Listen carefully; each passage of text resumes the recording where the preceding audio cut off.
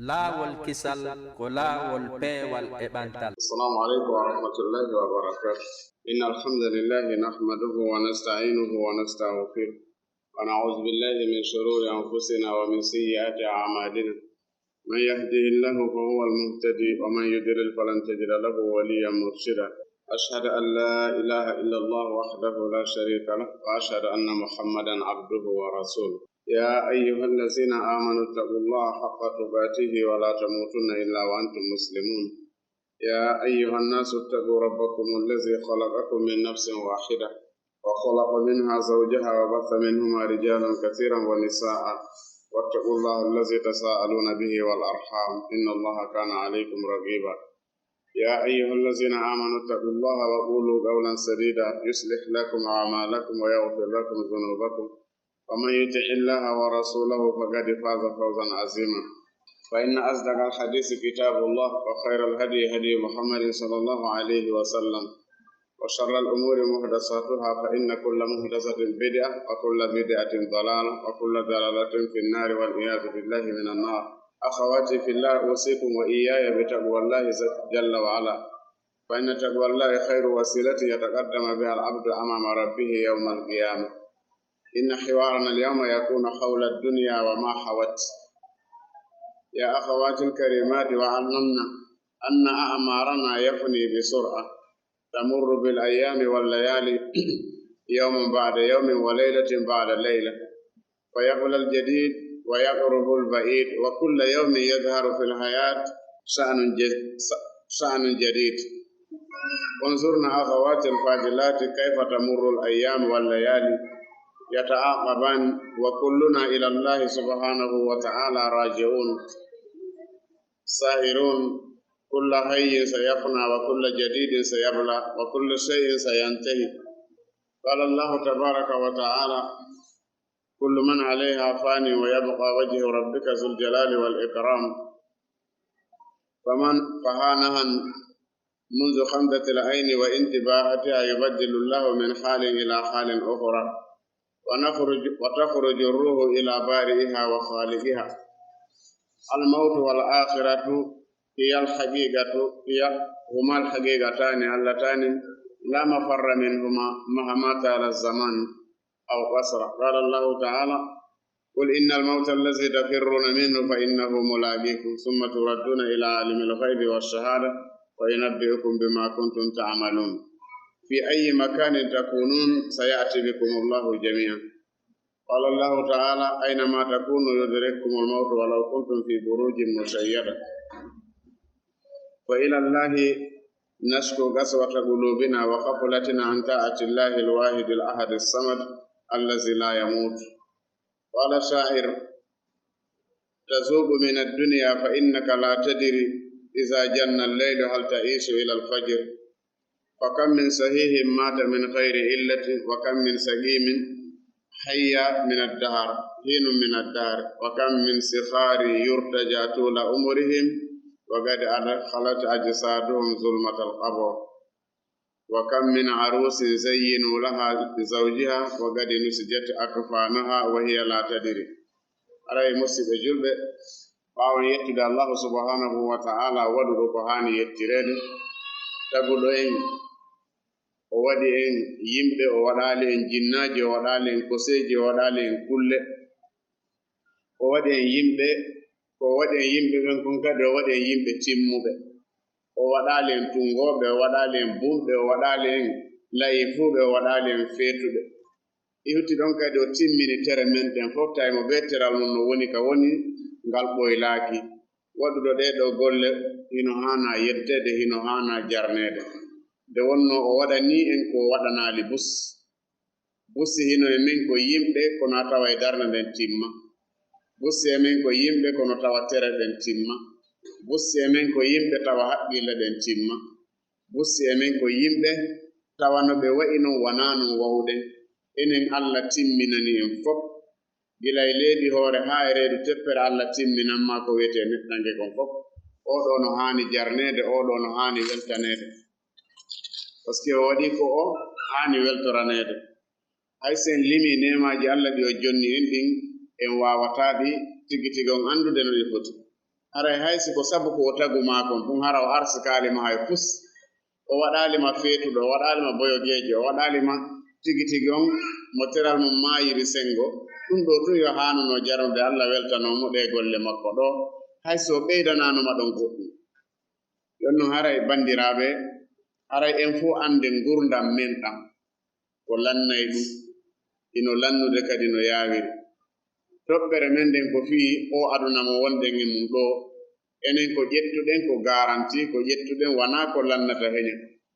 ko honnum allahu subhanahu wa ta'ala conseille en ko honnum o waaji en ko honnum o ɓanginani en fii nde nokkure nde wonɗen ɗo ka eskal ka wonɗen ɗo haray mo beeyo anndu gurdam mum ɗan koko woni e lannude tamurru bil ayami wallayali kala andata jemma feƴƴuɗo ma ñallal feƴƴungal ma yontere feƴƴunde ma lewru feƴƴundu ma leere feƴƴunde ma minute ma seconde fof sa ndarude montor ma on ma téléphone ma on kala seconde feƴƴuɗo ko gurdam ma ɗan woni ko uyti a yettitata ɗum ɗon abadan si ñallal feƴƴi ta ndaru ko weeti niɗɗi kon andu gurdam ma ɗan siko duuɓi 10 marnoɗa ɗe uytike siko balɗe 10 heddinoɗa ɗe uytike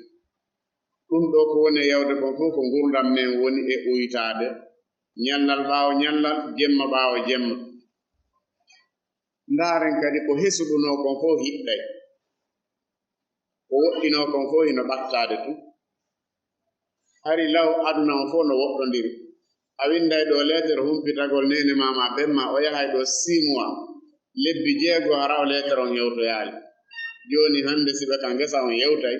a yiyayɓe kadi ko onno ɓe woni remirde fof wiya tawa hino waali ɗum ɗo fof ko holli ko hewti ka anna on o woɗɗoto woni ɗum ɗo fof ko heyɗuno ko ñande gon taway kadi wona ɗum ɗo ndaare wonnoɓe sukaɓe wonnoɓe jiwɓe ko ɓen wonti hande yummiraɓe ko ɓen wonti hande yummiraɓe wonnoɓe bobohe ko ɓen wonti hande sukaɓe ɗum ɗo ɓay tun a iwi e paykon yagal a ari e suka a iwi e suka a ari e nayejo andu kadi a maaya joni lannay ko heyɗi kon fof hiɗɗay ko woɗɗi kon fof ɓattoto kala ñallal ngal yiwɗen hino feeñani en ɗo ka gurdam ko fiyaake keso bo kadi ngal addata ñallal fof ko kesal enen bandiraɓe ndaare ko honno ɗi ñalaɗe woni e feƴƴirde ɗi ñalormaji e ɗi jemmaji ko honno ɗi woni e feƴƴirde ɗiɗo hino yiltodira tampinta hay goto felliten wa kulluna ila llahi subhanahu wa ta'ala rajiuna en fof ka Allah rutoto ɗen mo be ko golli kon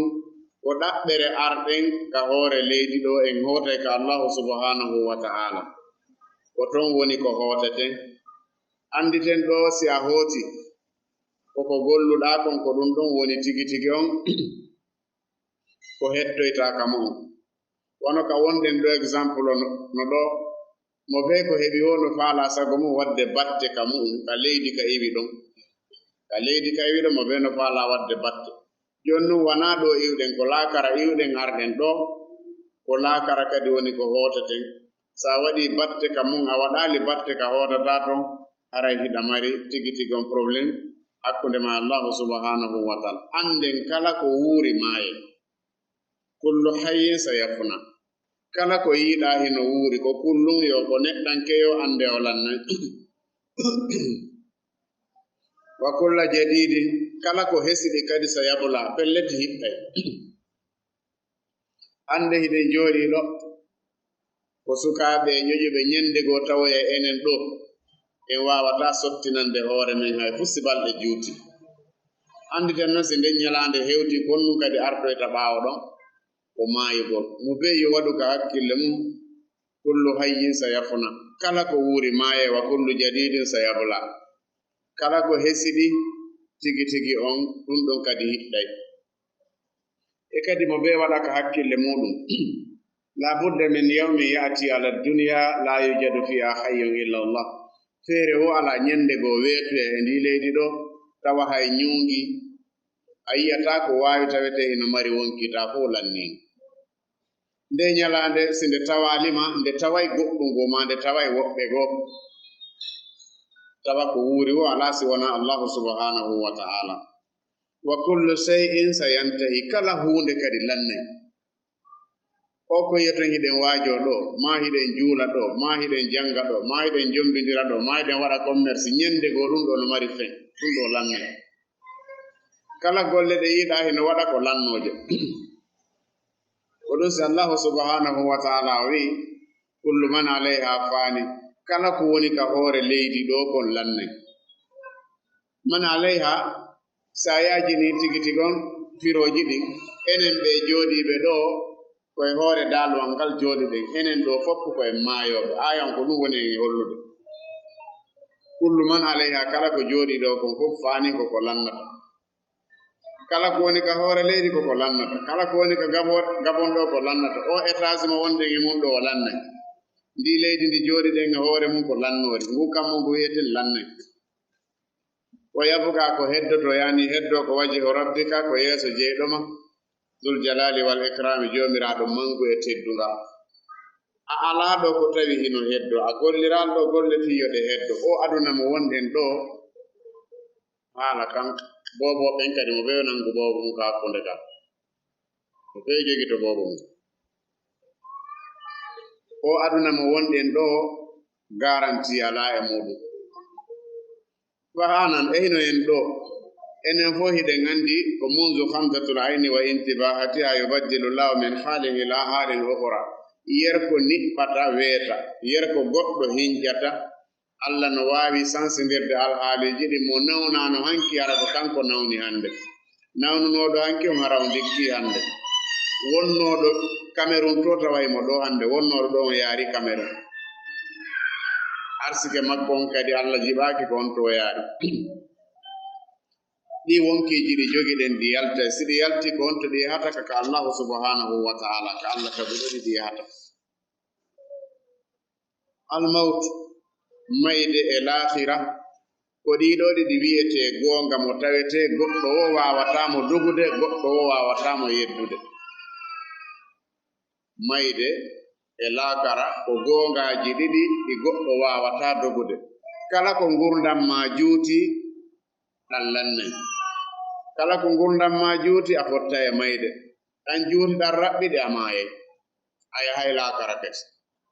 ko ɗum si allahu subhanahu wa taala o wi'en o wi yettoɓe innal mawta allazi tafirruna minhu nde mayde nde wonɗon e dogude nde mayde nde wonɗon e dogude qul innal mawta allazi tafirruna minhu fa innahu mulaqikum nde mayde nde fottay e mu'um enen ɗo en anda jango ko ombo mayata ma hande ko ombo mayata ma ko arata ko jeɗo tawete maayi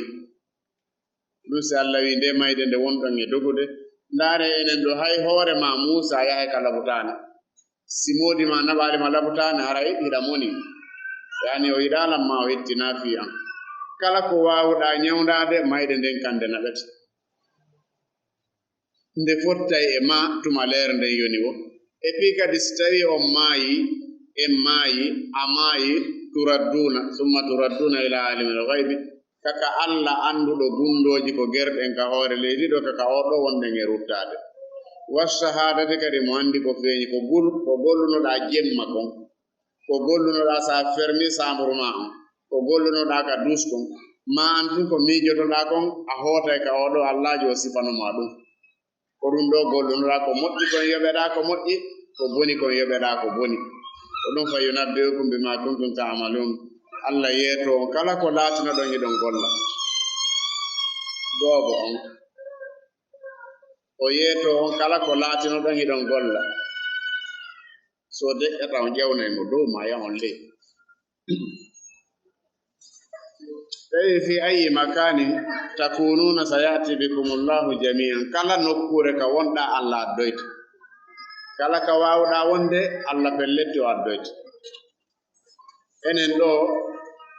si tawi ɗum woni ko doguɗa mayde o ko wakkiliɗa mayde hawra e ma si a maayi kadi a immitoto sa immitike kadi ko a ñaaweteɗo si a ñaawama kadi si tawi moƴƴi yaha alijanna si moƴƴali yaha yiite ko ɗum si allahu subhanahu wa taala wi e suratu nisa aya 1jeɗɗi o wi aynama takunu yudrikkumul mawtu kala ka wawuɗon wonde mayde hewta e on kala no waawɗaa ñawdorde a maayay kala no waawɗaa wa'ude pelletti ko a maayowo si a ñawndikeyo a ñawndakiyo hiɗa selliyo a sellaayo hiɗa janngiyo a janngaayo a maaye ayna ma takunu yodere kuŋol mawɗo walaw kuntum fi burujin musayyada hay si on woni e étage ji toowuɗi hay si on woni e juuɗi howaaɗi tigi tigi on mayde nden nde hewtay on goɗɗo waawataa daɗude mayde daɗotaako ɓay non hiɗen anndi en waawataa daɗude mayde haray hiɗen haani wakkilaade ka tawoyen o taguɗo en tagi mayde fa ilallahi nasku enen ɗo fof mo ɓe hino rekonis mo ɓe hino anndi hino jaɓi kaswatu qulubina yoorugol ɓerɗe men ɗen anndi simo wi'ima an tun ɓernde ma nden hino yoori a jaɓata goonga amo nanto oɗo kono mo ndaari gila arɗen gabon na gila jibinaɗen de gila arɗen gabon fi diina no haaleede haa hannde ko hombo e men lanndi hoore mum question min kanko on mi waawi sottinande ka diina ɗo na gila heɓaɗaade gila arɗa gabon hino janngeede ko honɗum waɗi tawi an ka deftere Allah ko okkoyta alijanna kon fof aronko heɓuda e fus ko okkata yiite kon fof hiɗa waawi ko naɓata yiite kon fof hiɗa waawi ko naɓata alijanna kon fof haa hannde aronko waawude ko fii honnum nun a yetaaki a hoolaaki kadi ɗum ɗo Allah yoɓoyay ɗum ɗo a hoolaaki ɗum enen fof hiɗen anndi mo bee hino jeɓi ɓernde mum nden hino yoori ko woni noon si o wowlanaama ko ella wa ghafalatna an ta'atillahi alwahidi alahad hiɗen welsindi kadi e rewgol allahu subhanahu wa ta'ala mo bee hino waawi haala si haala Allah kan ari o waawata mo bee hino waawi golle si golle Allah ɗen ari o gollata mo bee hino waawi yaadu si yaadu Allah ndun ari o yahata mo bee emen hino waawi haala wi ɗuuɗungi si haala Allah kan ari ala waawol haa hannde enen gila islamu on ari gila arɗen gabon ɗo haa hannde woɓɓe a tawa hay janngugol alqur'ana ngal ko probléme onon ɗo fof kala jonnaaɗo kile alijanna on saabiji alijanna on e hino ɗo wowlanan ko wureeje jelu jippinɗaa gila naatuɗaa gabon wureeje jelu e hino saabiji alijanna ɓen o waawataa kenko ɗum kala mo boobo mum wullata yawnumo dow ma o yaha ley daalwal ngal no dow fof hino nanaade si alaa e nanaade on huɓɓina e micro ji hino ko sera sifa ɗo enen fof hiɗen anndi tigi tigi on golleji men ɗin no ɗuuɗi kono koko Allah wiino kon ko lahum amalum min duni dhalika hum yamalun meɗen tagi ɓe jonni ɓe golle ɓe sali gollude ɗen golle ɗon iɓe jogii golleji go ko ɓe golla iɗen anndi enen ɗo fof onon ko jombaaɓe kala saliiɗo golle moodi mum ɗen golli golle go waabida e moodi makko e ko onnon non waɗi enen kadi en gollata golle allahu subhanahu wa ta'ala yimowo goo o yimi gimol yurmugol o wi enen ka aduna ɗo hiɗen ñaama waalo hay gooto annda si tawi jemmini si tawi weetay sey fajiri on tawami nazubu min addunya fa innaka la tadri isa janna alleylu hal ta'isu ila alfajir ɗani hiɗen ñaama hiɗen welto kono hay gooto e men annda hannde si tawi jemma on ari so weetay si ñalorma on ari so hiiray o wi'i fa kam min sahihin mata min hayri illatin heewi neɗɗo sellunoɗo ken o maayi tawi o nawnaali wa kam min saqiyin hayya hinum min addari heewi kadi nawnuɗo o wuuri haa duuɓi tawayi mo nawni waali ta selluɓe ɓen maaya accamo ɗon wa kam min sigarin yurtaja tuwala umurihim heewi e fayɓe ɓe marɗen yen tanjininoɓe heɓay balɗe en tanjinino heɓugol maɓɓe balɗe wagadi ade halata ajsaduhum zulmatal qabr ɓeɗo ɓalli maɓɓe ɗin naatino ka niɓe gaburu ɓe surranoma neɓi fay ɓe tum ɓe tanjinino ɗen ɓeɗo kelɗay wa kam min arusin zayyinu laha li zawjiha heewi e njombanɓe ɓe pari ɓe fii moodi maɓɓe bagadi nusijat akfanuha wa hiya la tadiri tawete o njombanjo wonaɗo e pareɗe kasange makko on sañanoma ña'anoma wanda baba o ña'anoma wanda hasihi hiya dunya o aduna mo wonɗen e mum ɗo man asa fiha mata kala wonɗo ko anna ɗo maaye kala wurɗo ɗo o maaye waman mata yubas kala maayiɗo ko o immintineteɗo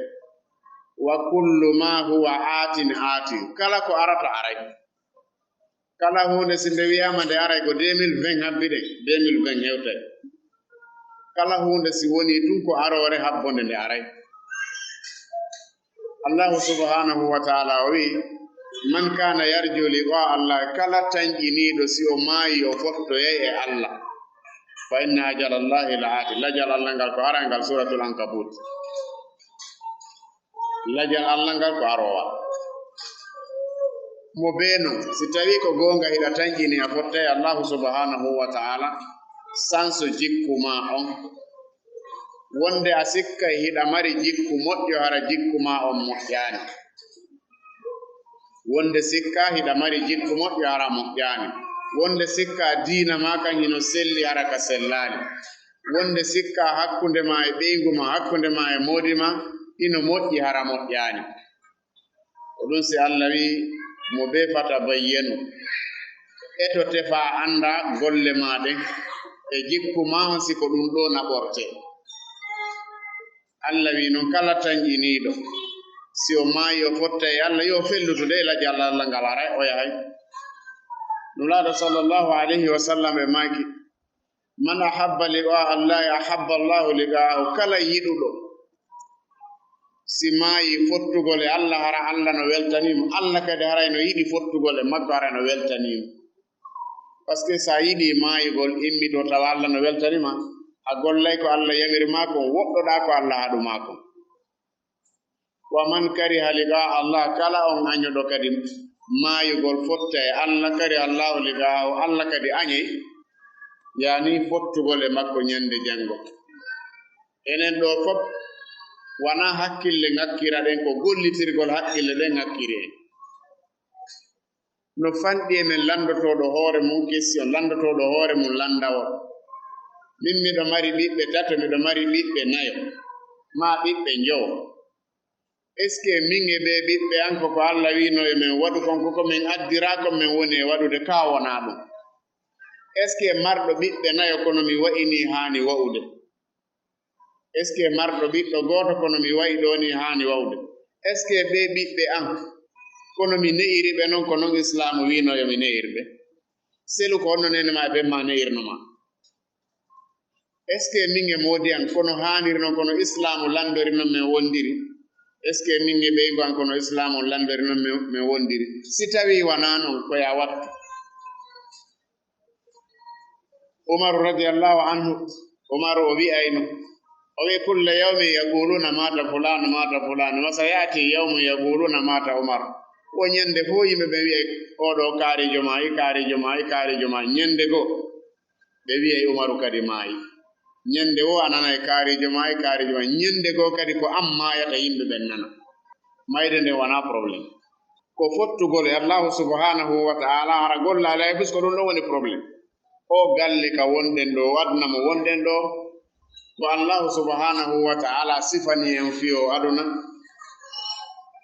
ko allah sifani en fiyo aduna ɗo o jammi aduna on wo ko nema janfotoɗo wonɗo e neminade on ndiyam ɗan sa yarduɗan ɗan janfotoma woni téléphone on sa téléphonude o janfotoma woni télévision on sa darude o janfotoma woni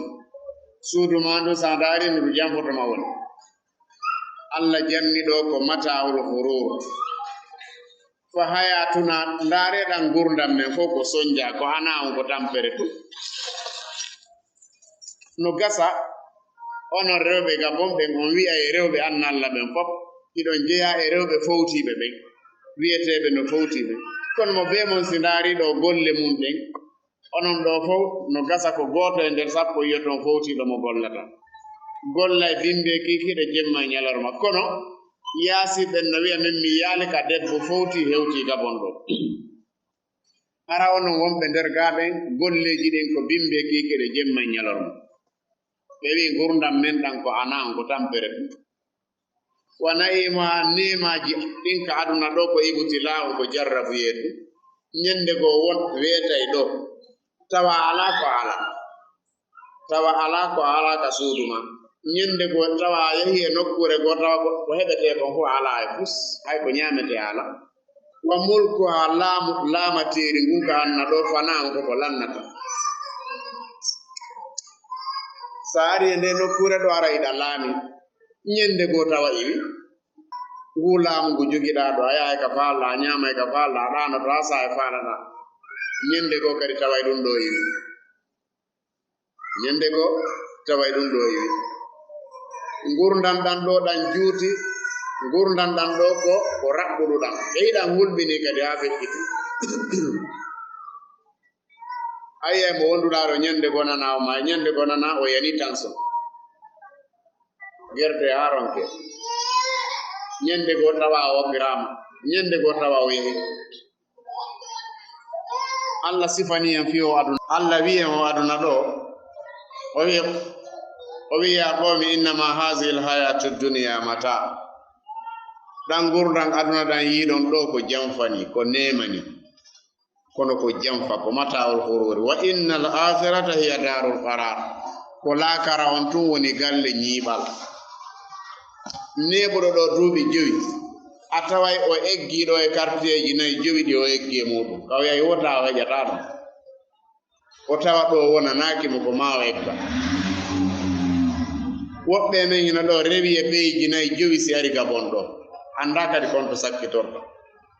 holli aduna on wana garara a deƴata annan wana deƴirde ɓe wi wa inna al akhirata hiya darul qarar laakara goɗɗo no wawi wonde ka appartement mum ka suudu mum duuɓi temedere hara o yaltani duuɓi million haramo ka samburu makko ka danki makko hara o yaltani hajuji makko fof no gasi ɗon ɗo goɗɗo wawa ɗum jonnon ɓay aduna on ko ni wayi neɗɗo fof hino hani rentade neɗɗo fof hino hani rentade Allah wi o aduna ɗo ko luɓal tu woni ndaare ɗo woɓɓe a tawa ñiiƴe ɗen hino laɓa ha aroya sa e tawade fof ɗe soli ndaara tawa gite ɗen hino yiya aroya sa sinalineji waɗi ara yiyata aroya sa yi darde nden hino laɓa ha aroya sa e tawa kanino kas anna ɗo wana ko bungirte mo ari ɗo Allah tagirali en ɗo bungo Allahu subhanahu wa ta'ala o wi nulaɗo yeeto ɓe yimɓe qul mata'u dunya qalil ha nema aduna hino fani si wiyama ɗo goɗɗo hino laɓa o debbo hino laɓa ma o jiwo hino laɓa ma o suka hino laɓa ko duuɓi jelu kontantamo hara kanaru ngun ari ko kanaru ngun ɓuri ɗuɗude e goɗɗo jiiɗi ɗiɗo tato nayi o wara ande kay ngari kiyeyi ko duuɓi jelu no ngo wontata ko kanaro ɓe wi o aduna mo yiyeɗen ɗo nemaji ɗin ɗo hiɗi fanɗi ha feƴƴiti qul mata'u dunya qalil wal akhiratu khairun liman ittaqa ko laakaran ɓuri moƴƴande kala huulowo Allahu subhanahu wa ta'ala wala tuzlamuna fatila suratu nisa Allah wi on toñetake hay e hunde on uytantake moƴƴi on ɓeydantake bonɗi nema aduna on hino fanɗi juuta ko ha seeɗa kadi ko laakaran khairun wa abuga khairun liman ittaqa wala tuzlamuna fatila suratu nisa Allah wi kadi aya go andingol en hayfi o annamo wonɗen e mum ɗo garanti ala o wi araditum bil hayati dunya e onon ko annan ɓurani on ko honno goɗɗo woniri gila o woni jiwo ha woni yummirawo gila o woni suka ha woni beyrawo ha hande wanda on Allah rewrete ha hande o wajaki hay goto o waawali waajade e gooto o waawali jannude e gooto o janngaali hayno feƴƴinira diina makko kan o annda e fus laawolkisal hay fus o annda peewal e ɓantal ma wiyen gila o ari gabon ka wonɗen ɗo hannde heɓi hella duuɓi nogay e joyi faalaɗo janngude o janngay kono haa hannde ndaare golleji mum ko golloton ka suudu bimbe kikiɗe jemma e ñalorma ɗum ɗo no haɗi on rewgol Allah no Allah rewreteno goɗɗo mo ƴetta e bimbi haa kikiɗe yango o waɗata darɗe ɗiɗi si wona fana alan sara darɗe ɗiɗi ara ko sabu Allah haysi waɗoɓe no woodi fan ɗisɓe waɗi kadi ko hoore maɓɓe ɓe waɗani tawa ɗum ɗo fof ko golle wi a yoɓetaake a mantetake no woni kadi reski on tigi yaa laakara o perde aɗen golle makko few sabu ñooreji e penale e angal diina fewuka ndaare ɗayne ko Allah wi onon ko annon ɓurani on araditum bil hayati dunya min al akhira onon aduna no ɓurani on l'akhira ko fotuno hande enen ɗo pop kala tandaɗo micro on jogo ɗo hay so préparé ko moƴƴinana en ɗo o yewta en ko onnon Allah wi no jeeya kadi e mbundam goɗɗo holle haa o ronka yiide ko hollete kon o holle haa o ronka o yiyata ko hollete kon woɓɓe no woodi o aray ɗo hay pulal o nanata moƴƴa hitande ɗo o wolay françére laaɓunde pos o janga duuɓi joyi duuɓi jeego a yaɓata sa ronko ɗigginde hay fus ɗum ɗo fof hara ko puydan tum ñande fo o jippina e wureje ɗiɗi wureje tati ɗum ɗon wona golle ñande fo o loota e duuso o loota e salon o waɗa o wuppa o waɗa e ɗiɗo piiji fo ɗum ɗo wona golle Allah no jarribi woɓɓe ɓe yeeyay ɓe ɗanota ko jemma ɗum ɗo fof si ko dewal ɓe wiyanoɓe waɗu hay si a wari ɓe waɗata kono kamɓe ɓe considére ɗum ɗon wona e fus kono dewal Allah ngal marsata goɗɗo janga qur'ana hande joofoya o fira qur'ana hande joofoya jonnamo micro yeta noon mi waɗa pere wowlugo mi anda ko mi wowla sa ɗaɓɓi ɗayɗo kadi ha heɓi yo ɗo andu yelto haalaji goɗɗo no jogii haalaji guluuji 6 e temeɗɗiɗi e 55 ka hoore makko o jonne micro yo haalu ɗon haalaji 10 wiyami ala e fus komi haala an ya rondi ngi dongi haala wi ɗo fof wiya ala e fus hadise sa landike mo ka hoore makko mo mari ɓuri 100 wiya yo haala wiya o haalata tawete lutta e fus kadi mi anda e fus ko honnum e welsidare woni ɗum ko ɗum Allah wonen e haalande enen ɗo fof sen tumbodiri ka peera ma ka denna booji a taway hara hiɗen mbirta e wowlugol sa islam no wi yo rewɓe e worɓe sendidire sen hokkodiri fayde en famodirta e fus Allah non wi fama mata'ul hayati dunya fil akhirati illa qalil gurdam aduna ɗan yiyeten ɗo ɗan wawaka considérede gurdam l'akhira ɗan si wona seeɗani ɗo ittu hakkille ma ton ngi haalawi ngi rondiɗa pop si a naati ka diina ko seeɗani wontata ange wawde ma haala si wiyama ya wowlu ko regil a tawa e jaka anda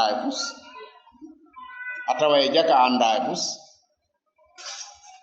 fama mata'ul hayati dunya fil akhirati illa qalil ko jogiɗa programme aduna o si programme l'akhira hewti a tawa jaka a joganoke e fus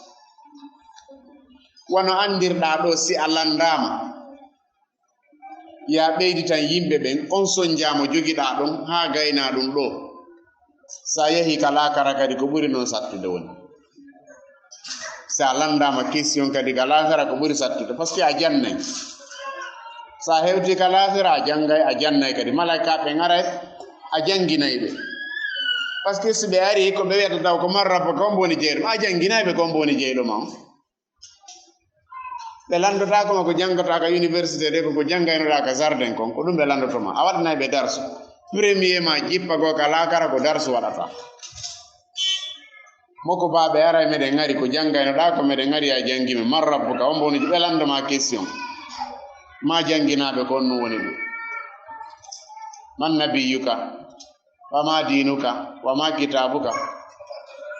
sa gayni ɗum ɗon ɗin darsuji tawhidi ɗon fu a waɗi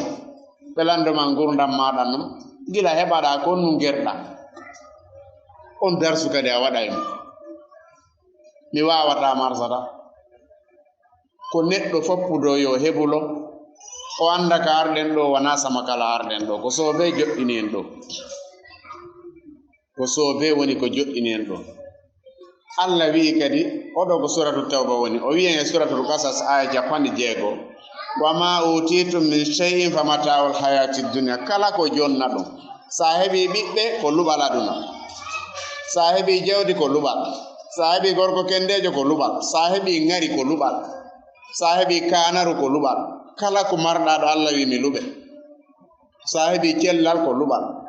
gite ɗen siɓe iya ko luɓal kala ko marɗa ɗo Allah wi fama utitum min shay'in famata'ul hayatid dunya ko nema aduna ko wiyete mata'ul hayatid dunya ko nema raɓɓuɗuɗo adduniya koko ɓuure raɓɓuɗude koko ɓuure raɓɓuɗude wama utitum min shay'in famata'ul hayatid dunya wa zinata e cuɗari aduna ko annan wonɗo nge labinde ndaare ɗum ɗo kartiye on no laba sabu cuuɗi ɗi no laba fitar nden no laba sabu leɗɗe ɗen ino laba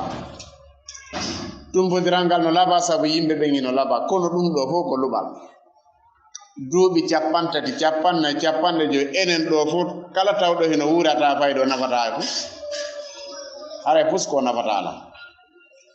50 duuɓol wattike ɗiɗi marɗa ɗo si tawi hiɗa wuura tawa nafata pus o wi wa ma indallahi khairun wa abqa ko woni ka Allah ko woni ko ɓuri e moƴƴude ko ɗum woni ko heddoto afala taqilun Allah wi onon ɗe hakkille ma on gollitirta ɗe onon ɗe hakkille ma on gollitirta ɗe ndaare ɗo ɓay ko fi aduna e laakara wonɗen e haalude ndaare mariage on ndaaron dennabo on si mariage waɗama ko satti fof ko satti si wiyama ɗo ko 14 heures woɓɓe ko 7 heures yaata 7 heures tawa ɓe hewtoyi to ko 14 heures ɓe wi de 7 heures ara ɓe hewtoyi ɓe defi ɓe gayni ɓe moƴƴintini ka moƴƴi ɓe yahi si wiyama ɗo waaju koye 14 heures woɓɓe ari woye 17 heures nden waynodire andi ɗum ɗo ko golle Allah ɗum ɗo ko peese ɗen no waali andi Allah wino aygo fasa yara Allahu amalakum wa rasuluhu wal mu'minun Allah yiyay golle maɗen nulaɗo yiyay golle maɗen julɓe ɓe wonduɗa ɓen kadi ɓe yiyay golle maɗen fewdo denna bo waɗeteɗo balɗe ɗiɗi tawa ko yontere wo denna bo no woodi a yahay hande ta denna bo on ko janngo dawa hande bimbi ñallal ngal fo hiɗa ton jemma kadi yaha hiɗa ton janngo kadi ñallal ngal fo hiɗa ton tawa ronkata a haɓata kono si wiyama ka jande aari yoreta na probléme ay fusi marɗa kono ɓay ko fi Allah ɗum na ko hetti noon joni an a teddini fiiji aduna ɗi yona hay fus ɓuri tigi tigi on ko Allah teddini kon pourtant le Allah wi wa man yu'azzim sha'airallahi fa innaha min taqwal qulub kala teddinɗo ko Allah teddini kon oɗo hino jeeya e ɓerɗe hulayɗe Allahu subhanahu wa ta'ala aray o heɓi ndaare programme ji men ɗin ka jande ndaaron programme ji men ɗin ka aduna woni e ɓaawo poto on juulon goɗɗo juulata ni tum si tawi ka juule ka heedode no woodi ndaare puynanji men ɗin kala piyun aduna yanke on tawa kon considiraka ka dina si kon wiyama a sikka yimɓe ɓen ko jinna a sikka ɓe suppitoto ɗum woni hakken ko ɗuuɗete si wiyama ko fi Allah ɓayle ɗum ɗo e ngandi ɗum ɗo ko sama kala wonɗen ɗo si eɓɓindirama e janngugol ngol ko sama kala on ni ko ɗum ɗon waɗi sen heɓa seeɗa siko janngugol no anno e waynodiri no neeɓi Allah kadi o wi e ka dina makko yejjitabi ilayhi man yasha yiɗugol ka dina ɗo kadi ko Allah tun suɓotoma si Allah suɓakima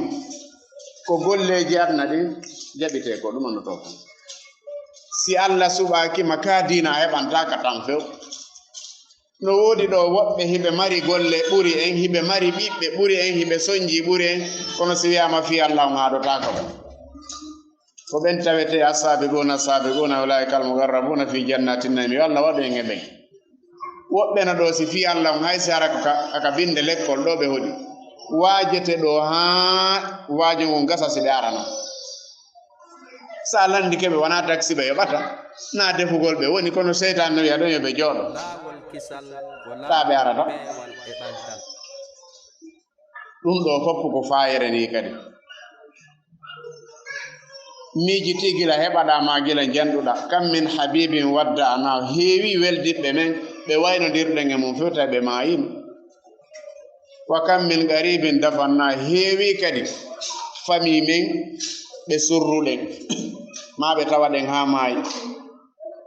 wa kam min man nazalat bihi sakaratul maut heewi ɓe mayde ɗeɗɗi yeeso men ayan na o yiiɗen oɗo fanara o yiiɗen mo o nangodiri e mayde yanzuru ila ahlihi wa auladihi wa ahbabihi mo ndaara yimɓe makko ɓe mo ndaara ɓiɓɓe makko ndaara weldiɓe makko ndaara rewɓe makko wa yanzuruna ilayhi ɓe fami on kadi no ndaara mo ɗon kono wahuma ajizuna ala inqasi taɓe wawatamo dandude few taɓe wawamo dandude enen e ɗuɗude goɗɗo no wawi piitade ɗo ma jinna wi banto ɗo goɗɗo moccen ɗo aronke nda wawa tamo wawi wonde ɗo ha kikiɗo ara wanda ko woni e guerde si o wirtino yeeso men o anda si o wowluno haalaji bonɗi o anda si o bawluno ɗo o anda tawa jinna wi bantomo ɗo sur place enen ɗo fof jange ngurano aronke ndamarsata ndaare ka moccoɓe woɓɓe yahay toon ɓe ƴetta e bete ɓe luubo on tiga ma poda e hoore makko ɓe mocci ha ɓe ronkata marsata ɓe luubomo kadi ha ronkata marsata ɗum ɗo fof en daɗali heɓugol ɗum ɗo goɗɗo no wawi piitade ɗo tension o gerde ɗo hitande fof tawa immotaka ɗum ɗo fof enen en daɗali kono pourquoi Allah ko honno yoɓuɗen Allah ha Allah dandi en ɗum ɗo fof an gila heɓaɗa wala gila botane ha hande a jiidike ha jiidi lannirima ha hande a waɗali opération woɓɓe ko premier jom waɗi opération ha hande no gerde mum dikkali woɓɓe no yeeta sa heɓi tun ara fima boni tawete ɗum ɗo an Allah no danduma ɗiɗo piiji fof ko ɗum si Allahu subhanahu wa ta'ala o wi ka sakkitode neɗɗanke o wi falawla iza balagatil hulqum ñande wonki maki ngari ha ka dande ɗo ki nangi yaltugol kaka hoore ɗo ki naadirano jibinaɗo fof no mari ɗo yolnde ko hakkunde hoore makko ko ɗon wonki ki naadira ko dow ga kadi ki yaltirta Allah wi falawla iza balagatil hulqum hanino si tawi wonki neɗɗo hewti ka dande ɗo ki fokkite yaltugol koyɗe ɗen fof ɓunni wa antum hina isin tanzuruna hiɗon ndaara nawnuɗo mon hiɗon mawlamo on sawi waltaffati saabu bissaagi affaire aduna affaire wonde o ndaara o yiya malaika ɓe wonde o yiya on hono wa antum hina isin tanzuruna Allah wi wa nahanu menen délégation malaikaji amen ɗin ko yahi ɗon kon aqrabu ilayhi minkum malaikaji ɗin ka ɓoosata moodi ma ɓeygu ma nene ma bemma ɗon himo nawni koyɗe ɗen fof maayi ko heddi wo ko hoore nden ɗum wonki ko ko yaltugol Allah wi malaikaɓe amen ɓen no ɓattimo ɓurma an walakin la tubsiruna kono on yiyatamen on yiyata malaikaji ɗi kanko mo andi kanko on o yahi an kadi jango kono min kadi jango kono faɗɗi jango kono si tawi noon o anna ɗo a hewti ɗo hiɗa wulla jama on fof hino welti ko foti nde yaha kadi yo taw ara ko contraire hara jama on fof no suni si bogo jibinama himo wullude kanko haray fof hino welti he kaari jibini Allah wurno waɗa barke hino waɗanama duwa o an hiɗa wulla yo taw ndeyɗa hoota kadi waɗa contraire loro mum tawa yimɓe ɓen fof hino wulla an hiɗa welti tawa yimɓe ɓen fof hino wulla an hiɗa welti ko ɗum ɗo ɓuri moƴƴude e neɗɗanke Allah wi suratul waqi'a oɗo Allah wi kadi wa ja'at sakratul mauti bil haqqi ñande mayde ɗeɗɗi goɗɗo woɓɓe mayde nden ko détail ardanta ɗum koyɗe ɗen maayay yani keeci ɗin maaya ɓernde nde maaya si maaya non woɓɓe ko giriwnde wotirta on tigi maayi si goɗɗo waɗi accident hoore nden fusi andi on ɗon landetake gonɗum hannde kadi waɗete woɓɓe non mayde ko seeɗa seeɗa woɓɓe maaya hitande fof tawa no maayiɗo hikka ko ngal ɗo koyngal maayata ko arata ko ngal ɗo koyngal ma ɗiɗo lebbi ko o ngal feral ɗo maayata ko non maayirta ha o lanna few woɓɓe ko miniti goto tawa maayi woɓɓe ko seconde goto tawa maayi Allah wi ñande non mayde ɗeɗɗi goɗɗo e men enen ɓe jooɗiɓe ɗo ñande mayde ɗeɗɗi en Allah wi dhalika ma kunta minhu tahidu ko ɗum ɗo wonno a hoolaki si tawi en yangorani laakara men on wono yangoranten cuuɗi men ɗin gabon ɗo mi anda leydi gode alijanna on en naadoyay hay yimɓe naadoya na fi hoore men mo yiiɗa wo kañum ina wadde foolo ko honno mi heɓirta suudu labandu ko honno suudandum parirte ha moƴƴa ayyay ɗo goɗɗo haysi gorejo makko mi yahay kama e dimanche a tawa ndeññande mo paniki koye mo regila suudu makko no ɗum mo regila suudu makko no ɗum o no wonde Allah bimɓe kikiɗe jemmañolon himo wonde moodi makko bimɓe kikiɗe jemmañolon o buusata ko tawete ɓay gorejo makko no arde o defay ko weli o maranamo o sooda si o maranamo o loota suundum fof o maranamo tawa haysi nene makko no arde visita mo hiwromo ma nene makko no arde ma o buusata ko ɗum ɗo wiyete kata ko tuma goɗɗo teddini ko teddano kon o jaasini ko tedduno kon ɗum ɗo fof ko wasugol andugol diina Allah wi malaikaji ɗi yeeto on tigi ko ɗum ɗo wonno a hoolaki no a yangananoki laakara ma on no haysi peese ari enen ka jooɗiɗen ɗo hande wiyama yo peese ɗo wiyen ko ɓuri welde fi kon kala tawɗo no wawi qur'ana gila naasi ha bagara ino saabi wala aljanna makko on to yeetoma inde aljanna makko haysi ko jannatul firdausil ala est ce que en heɓay ɗo haysi ko 25% ino qur'ana na yafirana ngay fusi de ko jibril jippe ino saabi aljannatul firdausil ala yettu naasi ha bagara sa jangi a fal jaali min posete question ji tati nayi hara na ya hunjo ko ya fontu janga o jelo min waɗi pré e si tawi joni noon ɗum ɗo ka aduna yen tañƴini ɗum ɗon waɗirtano kono ko non woni e waɗirde sa maayi ɗo hande giriwde wotere a maayi kaskadeji ɗo a feggike ɗum a piitike a maayi mokko sa hewtoyi ka laakara ko ɗum hiwtotoɗa laawol o qur'ana mo addananoɗa ko nde ɗo Allah wiyata wo ko ya jangu ƴawa premier verset on suratul nas minal jinnati wan nas ko on woni premier étage on leyga alhamdulillahi rabbil alamin bagara to yani fatiha to ko o woni jannatul firdausil a'la jonnum ha hande tay fussi ko wawuɗa gerde ɗum ɗo ala o puydan ko nanguɗen golleji suudu golleji fawɓe goro garare koni ɗum a yoɓama ɗum wo si tawi golle Allah ɗen marsi a yoɓama ɗum wo si golle Allah ɗen marsi ngi yangiwi ngi jogi ɗon fof ɓaymiɗo felliti jogiɗo ɓiɓɓe ɗiɗo ka saare ɗo ɓiɓɓe tato ɓeɗo yahay l'école oɗo wiyetake no yangi ɓeɗo ittay kooƴe ɓe soƴƴay ɓe hirtoto oɗo wiyetake no yangi si o ɓeydi ɗon non kadi hara o yeeyay en andi sa yi maccuɗo aduna ma korɗo aduna ha yide oɗo ko a yidde joni non ɗum ɗo si tawi woni tawi diina kam marsali hay ko weli fi kon o nangani joni noon ɗewi ko ɗum laatinoɗa a hoolaki a yangananoki laakara no joni a yahi laakara ɓay bussi e men ko woni wakkilorde ɗo ko wata moodi mum nattu ɗum yaha ka mum tawa ko village hootata ko ɗum woni e wakkilorde mi yeeyay min kadi mi heɓa kami naatoye joni noon sa maayi a yahaani naatoya on to bussi e rewɓe ko ɗum daditiɗo so Allah jaɓi min kadi mi heɓay kami naata ɓe wi hooliɗo Allah wala peyi makkon ko laakara peyi makkon ko laakara si tawi noon ko Allah wi ko wa nufika fi suuri si tawi ala to guutu fango wurtama ka jooɗinen ɗo hande sa maayi hande ko ɗum naɓorta miijiti boneji ɗi faggitiɗa ha hewti hande miijiti boneji ɗi faggitiɗa hay tiggare ma nde ñiiɓaali taw julde ma nde ñiiɓaali taw enen onon ɓe jombaɓe wonɓe ɗo fof ko hombo tawete ɗum ñande o jomba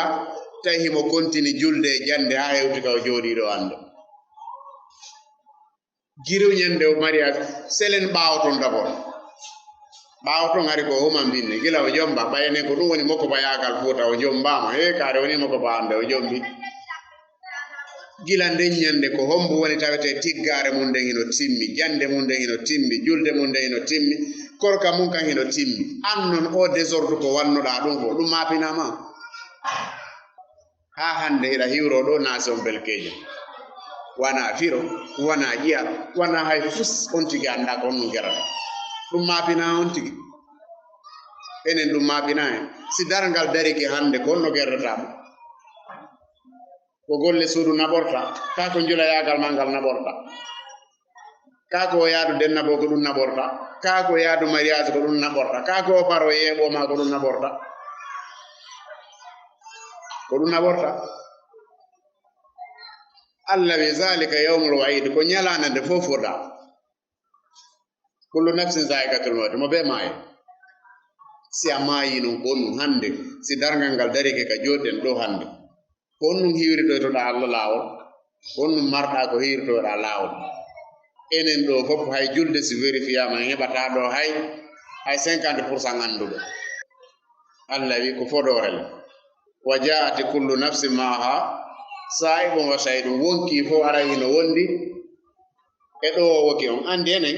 ko anduɗen ko nagge ɗoweteno ko nagge mbewa e baali ɗowete Allah no wi o wonki be aray ki ɗowirewa wa nagge tuma moko ba hewti no haɓɓa ɓoggol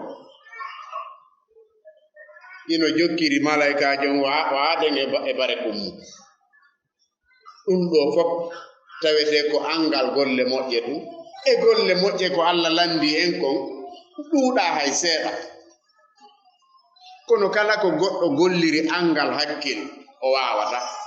kala ko goɗɗo ƴetti ka hakkille mum mi wawata o wawata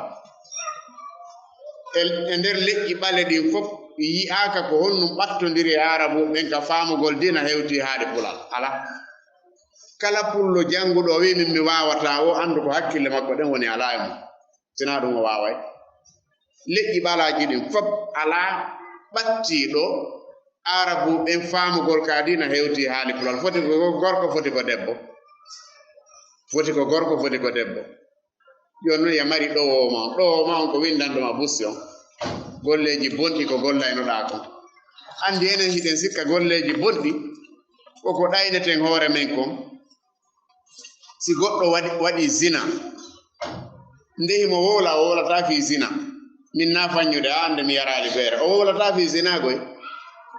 si goɗɗo yari beere o waɗali zina wi min na faññude mi waɗali zina ande o sela ɗon bone makko on o sela ɗon bone makko ko wowlata fi kon ɗo joni non enen ɗo fof mo maayi immitike tawi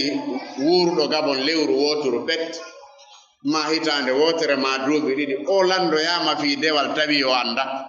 o gollali andi oɗo ko piya o warayno haani par ce que Allah hoyni ha feƴƴiti kala quartier mo yahuɗa fi Allah darapono wenga ɗon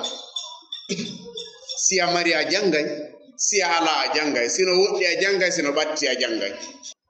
kono tawete ha hande fusi ko marché ala joni no goɗɗo woni ha tigi don kecco mum ngun fo lanni o jiidike ha wano ɓe jombaɓe kesum ko ɓen ɗayti ɓay hiɗen felliti gabon ɗo kala heɓoɗo ɗo ɓiɓɓe ɗiɗo ɓiɓɓe tato siko golle hari wala golle ara weɓi golle si o wakkilaki ha ɓiɓɓe ɗuɗirimo ara weɓi golle haray o heɓi golle Allah wi ƴeetoma no an a laatino welsindare ngal darngal ɗo ka Allah wi fa kasafna anka ghitaka min ittanima hande kadi ko wernunoma kon fa basaruka al yawma hadid gite maɗe hande no yiya no a yiyay malaika a yiyay jinna a yiyay piiji ɗin fo a yiyay bandiraɓe ta goɗɗo wo jaɓo aduna ɗayna ɗum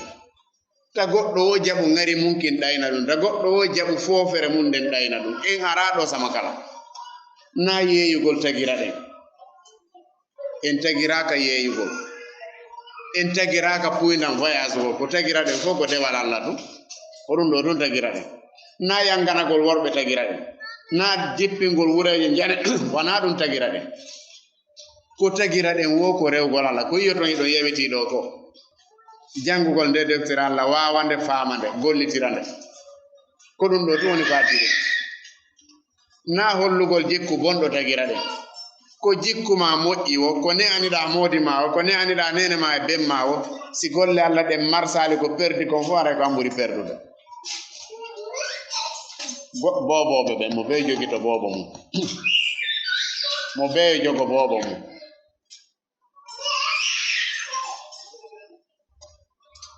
kala ko on tigi wawata wadde yo dewal Allah ngal heedu yeeso ta jaɓu wonoyde sakkitiɗo tawe asabiquna ulaika almuqarrabuna fi jannatin naim sakkitode yewtere men nden hino waɗɗi en foppu kamo ɓe gollitira haqqille mum ɗen kamo ɓe miijito kadi o gollitira haqqille mum ɗen Allah darni e aya mo marɗen on Allahu subhanahu wa taala o wi tagore nden fop hooliɓe Allah ɓen fop ya ayyuhallazina amanu taqullaha o wi en fo yen hulo Allah wata on wujju wata on fenu wata on jattu ete heɓen jikkuji moƴƴi rewon Allah no hani rewirede non o wi kadi wal tanzur nafsum ma qaddamat li khadi o wi neɗɗo fo yo ndaaru ko honnum yoɓoyte janngo o be men yo ndaaru miijitoɗa gila fiilorɗuma aranoru ndu gila ñande fiiliɗa premier on kala waɓutumo a juulaali ko a lettoyteɗo kala suumayeru ndu a hoorali ko a lettoyteɗo kala ko anndunoɗa a itti tiggare nden ka hoore ma a accitiri ni ko yima anndu ko a lettoyteɗo ɗum ko si Allah yafanike ma annduyiɗa windi letteno ka hoore ma gila ñande fiiliɗa fiilorduma premiére ndum ha hewti ka jooɗiɗa ɗo hande ko accutunoɗa hoore ma yaltuɗa kon fof andu ko lette wodanma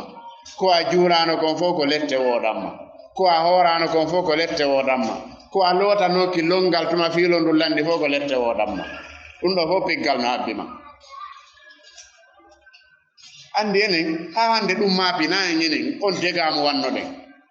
ɗum ɗo ko piiji wondi e hoore maɗi na droit ji yimɓe ɓen ko wujjunoɗa bantaraji yimɓe tigaji yimɓe e gertode yimɓe e rendez-vous ji bonɗi ma e soirée ji ko waɗete no ɗum ɗon ko feere ɗum ɗon ko haqqeji ɗin no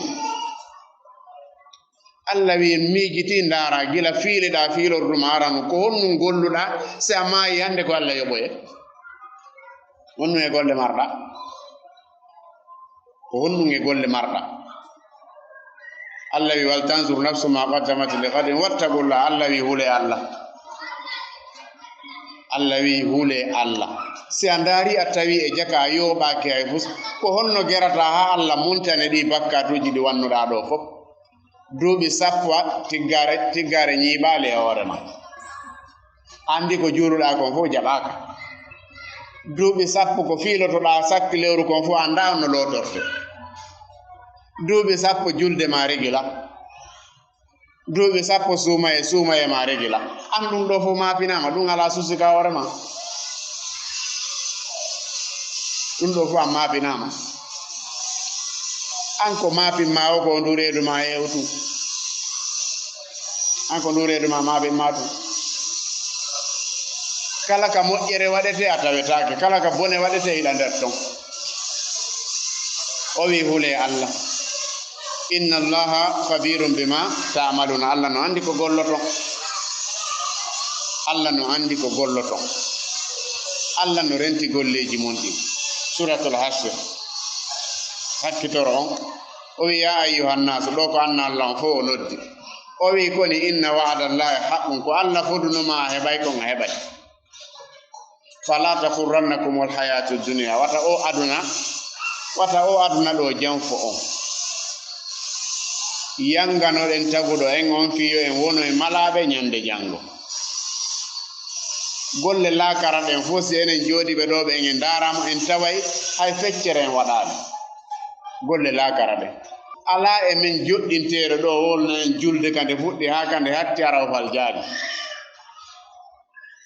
si en heɓi ɗuuɗata mo sifama ɗo joni ari yewtamen ɗo fi suuma e ka fuɗɗi ha ka hatti atawa e anda ari yewtamen ɗo fi ƴettere an e moodi ma kon ɗum islam o wi ta on tigi anda yewtimen haqqe ɓe ɓiɓɓe ma ɓe jogiɗa ko on ɗum duwaɗa ɓe jonnude sa joni tari ɓe Allah leftoyte no mi anda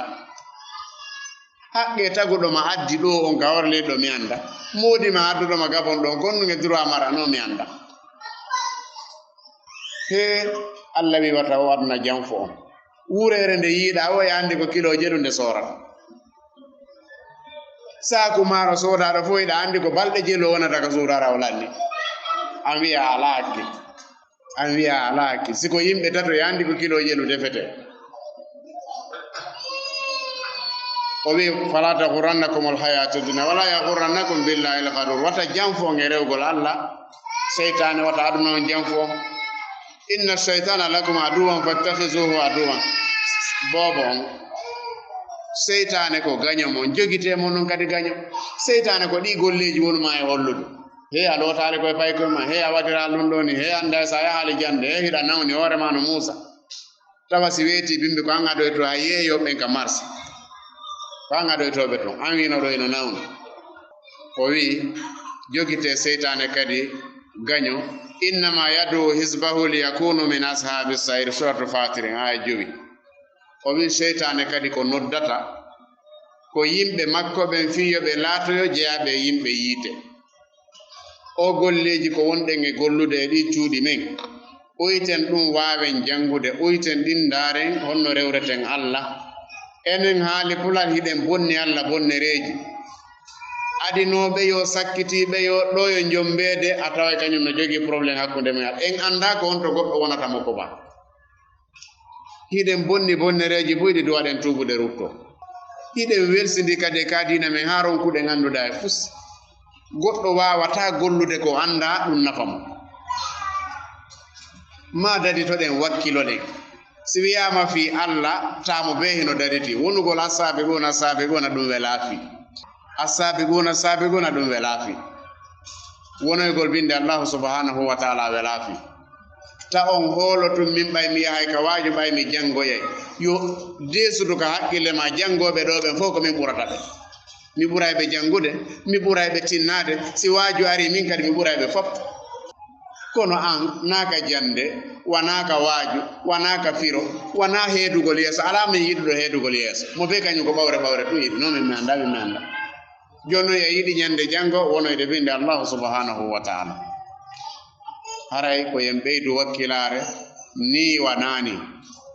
selen kadi retardugol e golle moƴƴe kala ka moƴƴere waɗete ta jaɓu retardudo ta wonu retard ta aro kadi sera ɗo bakitoɗa miɗo rewoyde ka kaari joɗoɗa ha leere yaha ɗum ko naafiki yagal non ɗum fejirtaki ka yahuta ka arɗa ɗon a yahay ɗon siko jande arɗa yaw ka jande si jande gasi hota kama siko waajo arɗa are leere ta goɗɗo wo jaɓu sakkitade e golle Allah ɗen sa sakkitike e golle Allah ɗen a perde yo Allah dandu en perdi haray ko ɗum ɗo marnoɗen ko andintinen hande say on yonihiɗen hatta wano ɗo si moƴƴi ko min Allah subhanahu wa ta'ala si tawi moƴƴali ko haal ɗon e cheytani heɗen toro yo Allah subhanahu wa ta'ala hawrindin e sawaba subhanaka allahumma wa bihamdika ashhadu an la ilaha illa anta wa astaghfiruka wa atubu ilayk assalamu aleykum wa rahmatullahi wa barakatuh laawol kisal ko laawol peewal e ɓantal